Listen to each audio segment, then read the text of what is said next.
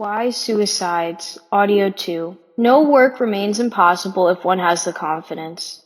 Even in desperate situations and totally without any means, with the help of personal confidence, they gave a thought to the road of progress, sought it out, and reached the pinnacles of success. There is only one condition, that is, one should not be disappointed and sit in a corner. A smile on the face is God's visible blessing to man. One who smiles and makes others smile is full of magnetism, spreading fragrance around him like a lotus. This is one's own creation. If it is made a part of one's nature and firmly practiced, then one's personality becomes uncommonly beautiful. Neither can old age snatch it, nor is it effect amidst difficulties. The body remains strong during young age only. Both childhood and old age are governed by incapacity. Illness and harassment, fragments of it. But mental strength garnered on the basis of self-confidence always gives company, and a lifelike vital force is always ready to grapple with all difficulties. The great thinker P. Cyrus has written, "Good health and good ability to understand are two blessings in life. The ability to understand is directly related to good health. There is an English proverb which says that a healthy mind resides in a healthy body. One whose health is not good, his mind, his thoughts, and his understanding will never be mature. A man can be judged on the basis of his good or bad health. People leading a life of morality and good conduct are healthy, strong, and free from illness. There is a divine smile on their faces. There is such attraction in them that everyone desires to talk, develop friendships, and always wants to be in touch with them. People do not like to be separate from them. There is a life force in a healthy person, that is why people are attracted to them.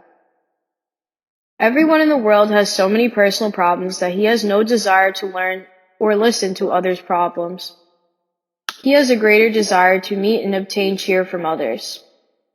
The poor chap who is himself irritated, without cheer, unhealthy and anxious, how can he provide cheer to others?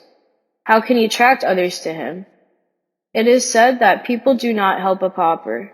In many situations, it is possible that close friends maintain relationship despite lack of money, but people always avoid weak and ill persons.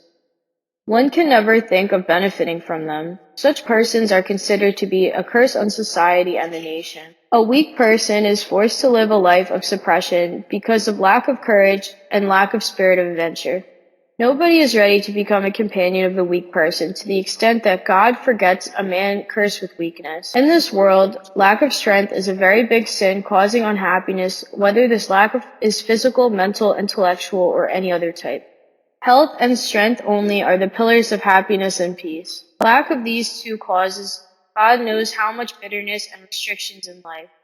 Life's proper development is only possible when the body is strong and well nourished, the heart is generous, mind cheerful, and intelligence without corruption. With distorted health in life, no project can be achieved. Only the mind is the center of experiencing happiness and unhappiness. If the mind is clouded and unhappy, then even with a healthy body, a man is similar to a dead body, without emotions, interests, and activity.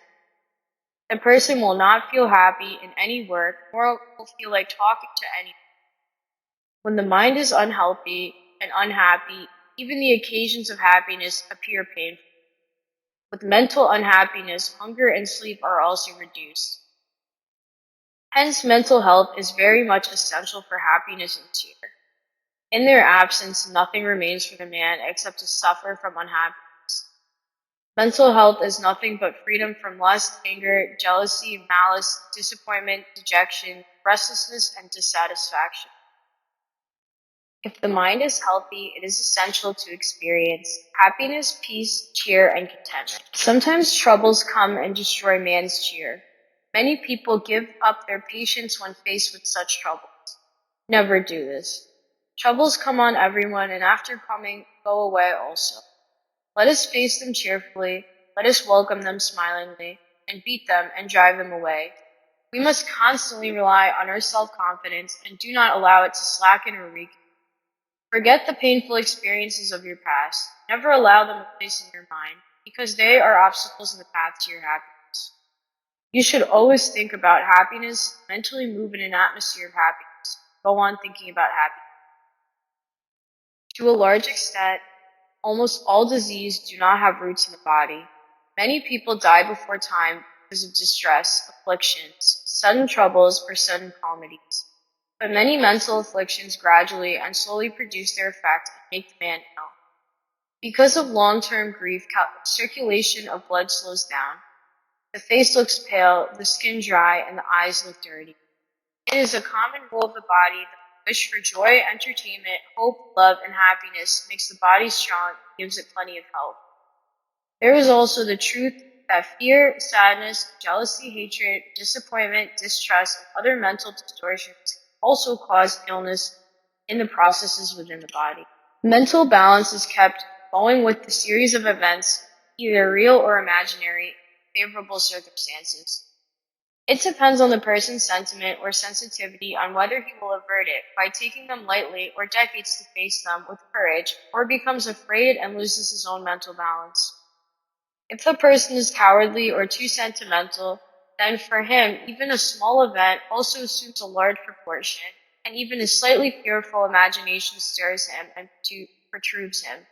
In this way, the blows and shocks of circumstances strike and affect, first of all, totally the state of mind. While in conditions of fever, headache, etc., the body becomes helpless, unable to do anything, and restless. Mental imbalance causes even worse situations because the body works completely under the control of the mind.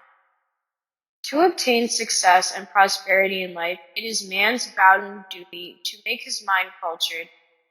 He should not allow his mind to descend to low levels and keep his heart full of high ideals. A man's life will be great and successful to the extent of his generosity.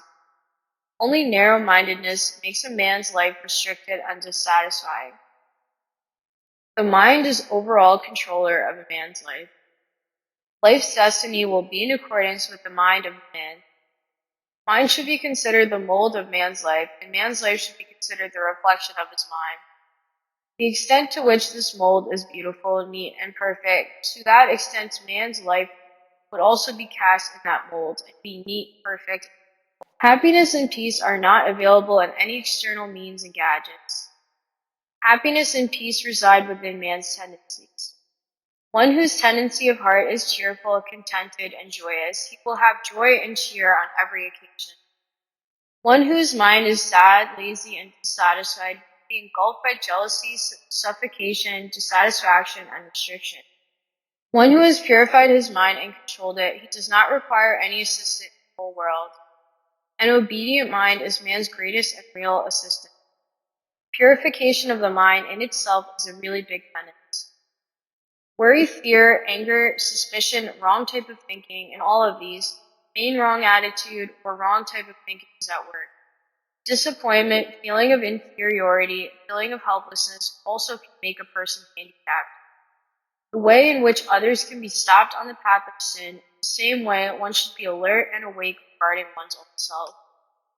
The mind should always be employed in creative works. The troubles discussed above can be avoided on this basis, and proper avenue for progress is also found. To destroy undesirable traits, creative foresighted solutions should be adopted. The solution does not lie in girding the loins and becoming ready to fight. Generally, a man is not able to see his own mistakes. He is easily able to find out others' faults, but also ignores his own deficiencies. Introspection and contemplation have to be practiced to find out where we are at fault. If a man starts practicing the skill of finding fault and criticizing his own self, then all the roads to salvation which are blocked can be opened. One who tries to understand his own mistakes and correct them will not be surrounded by bad situations. People want favorable circumstances and benefits, but do not make the efforts to become worthy.